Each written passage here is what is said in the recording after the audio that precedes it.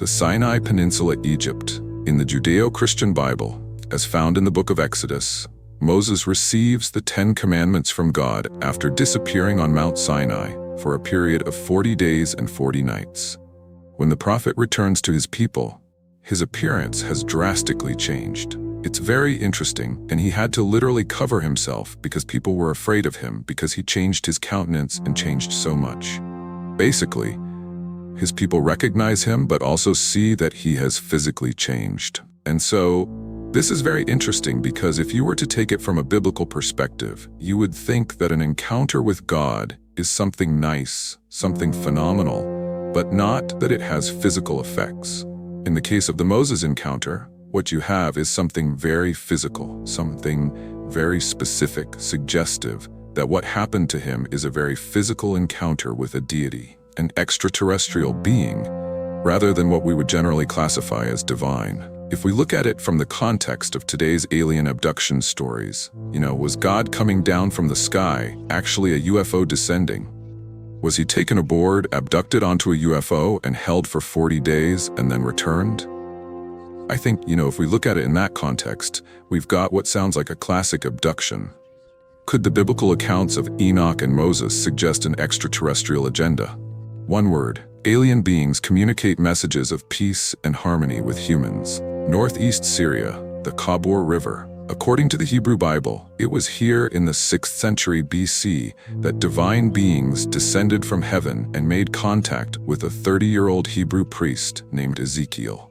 Into the sky and taken to different places where he could see different things, and then he was told some of the future things that were going to come back. Was the mysterious object that touched down in front of Ezekiel and lifted him up to the sky?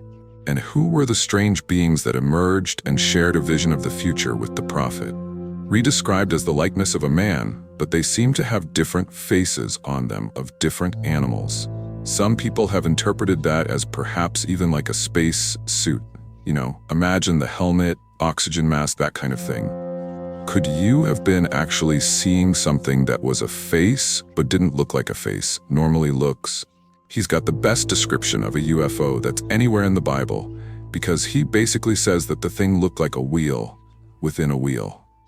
Kind of a classic flying saucer description is basically the kind of a guy who's been abducted, who has been told certain things, and who's then returned to the place of origin. It would be what we today would describe as an abduction. According to a Nielsen survey taken in 2010, nearly 70% of Americans widespread in American culture, and you find it in Latin culture, Greek culture, Babylonian culture of angels. We immediately think to the Bible. But when you go on to the internet, when you read books, you will find that people have visitations of angels every single day. In the Hebrew Bible's book of Genesis, angels first appear as divine beings sent to earth as messengers of God. They want to have God interacting with human beings, but it seems somewhat undignified to have God directly operating, so he sent messengers. The word angel is a mistranslation. In Hebrew, the word for angel is Malachi. However, the correct translation is not angel at all, but it is in fact messenger. In Greek, the word angelos is not angel. It is intermediary, middleman. What do we have in these stories? We have these intermediaries, these messengers bringing information from quote-unquote God. By definition, angels are otherworldly. Angels are extraterrestrial. They're not from this planet. Angels are the same. Now, our modern conception of ETs have changed, but go back thousands and thousands of years when angels lived among our biblical ancestors. They didn't call them ETs. They called them angels, but they knew they were not of this world, not of this planet. But could some of these so-called messengers of God have served another function, one not so benevolent or benign? According to the book of Enoch, the so-called lost biblical text that was rediscovered among the Dead Sea Scrolls in the late 1940s, the first angels to arrive on earth were the fallen angels. They came down from the heavens. The fallen angels, too, were trying to assume power, and because of that, they were cast out from heaven and cast down to earth. Now, to me, this sounds more like a mutiny story where extraterrestrials arrived here, and there was a type of rift, so they split into 2 different factions. And the faction that split off is what today is referred to as the fallen angels. Enoch was a believer in angels, fallen angels, and visitations. But everything he put in his scriptures seemed to imply to me extraterrestrial visitation, that they would land, take him around, and tell him things. Both in the book of Enoch and in the Hebrew Bible, the fallen angels act in direct opposition to God's will by interbreeding with humans. In Genesis 6, it talks about the sons of gods mingling with the daughters of men, and there is an evil connotation to it. How can angels have sex? Enoch describes it. Some of the extraterrestrials stood on Earth. They had sex with some of our girls. That is what is written down in Enoch. It's not my invention.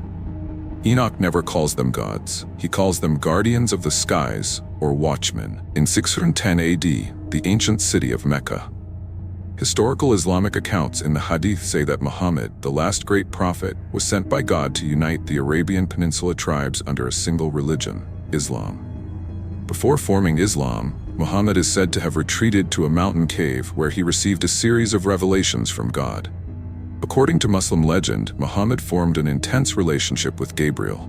During Muhammad's retreats, Gabriel is said to have given the prophet the complete text of the Quran. In the case of Muhammad, what we're seeing is he stays with him for 23 years. He reveals the Quran to him, and it really once again shows you that there are these messengers of the gods, these entities who come to us human beings and say, "You are chosen. If you're willing to listen to us and work with us, we will actually teach you information about the divine." Muhammad would take a period of time each year to reflect and pray in a cave in the mountains nearby. During one of these retreats, the angel Gabriel came to him and had a prophecy for him and was his guide throughout his ministry. Gabriel, who is known in the Old Testament, makes appearances there. He also announces the birth of Jesus and John the Baptist. When it comes to Muhammad, we're seeing that essentially he is all of a sudden far more important. Though the angel said to Muhammad, "I will take you with me," and they fly over the earth. He sees the whole planet. They circle the earth, and then the angel bring Muhammad back to the cave. They were surrounding the earth very, very quick, because it probably took 1.5 minutes. The whole surrounding around the earth, is it possible? As some ancient astronaut theorists believe that Muhammad was repeatedly taken and seeded with information over time in a series of extraterrestrial abductions. Researchers point to one particular interaction between Gabriel and Muhammad.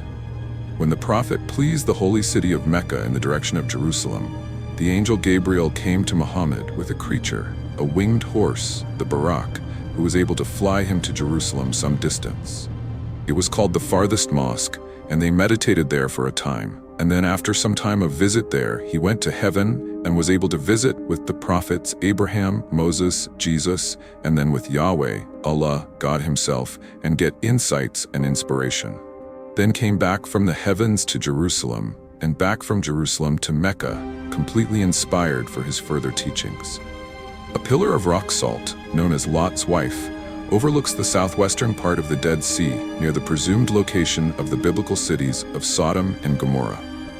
In both the Hebrew book of Genesis and the Islamic Quran, angels travel to the spot to warn Abraham's nephew Lot that God was about to unleash terror upon the world.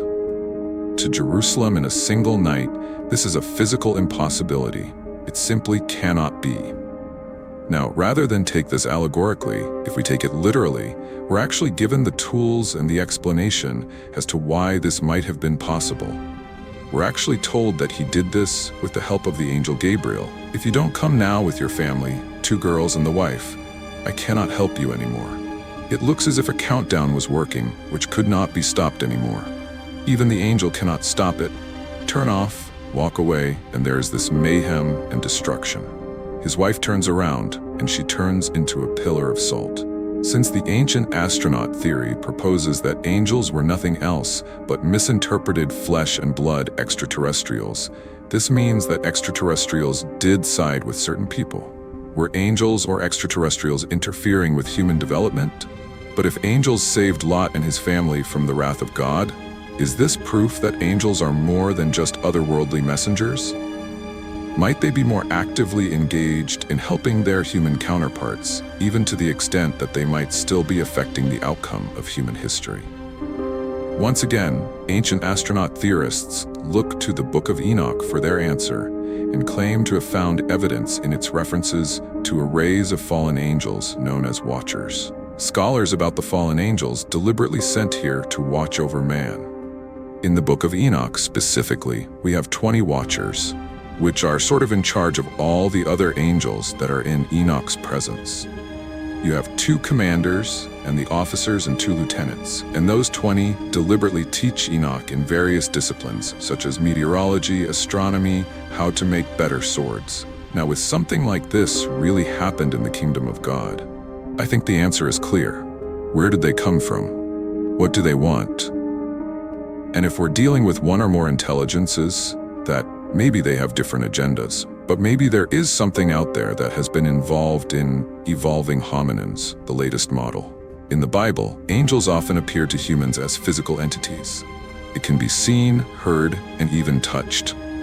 But today, many people believe angels are present whether they can see them or not. According to a 2008 survey by Baylor University Institute for Studies of Religion, 55% of all American adults believe a guardian angel protects them. Popularity of guardian angels in modern culture, I think, has to do with the idea that we want some kind of supernatural protection in a world where we don't really feel very safe. Oftentimes, teachings state that every human being has not one but 2 guardian angels, one for each shoulder.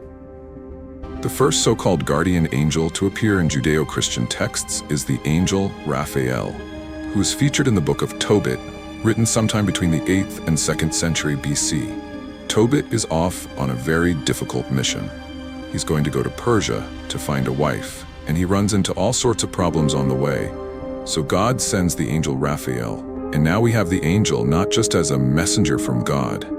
He becomes a guardian angel. He becomes a special protector. The idea of a guardian angel, is it just because we wish it would be, believing that somebody's protecting us? Or does he come from the past? Has it to do maybe something with extraterrestrials, in the sense that some extraterrestrials said to some humans, "We will protect you. Don't be afraid." What is the guardian angel guarding us from? Why is that guardian angel protecting us? And is there more than one? Short answer, absolutely yes. He's guarding us from what? The fallen angels. In Judeo-Christian and Islamic tradition, there is an idea that there will be some kind of final warfare when God defeats Satan once and for all. That's been interpreted by some people to say that the aliens will come back to fight it out again one final time.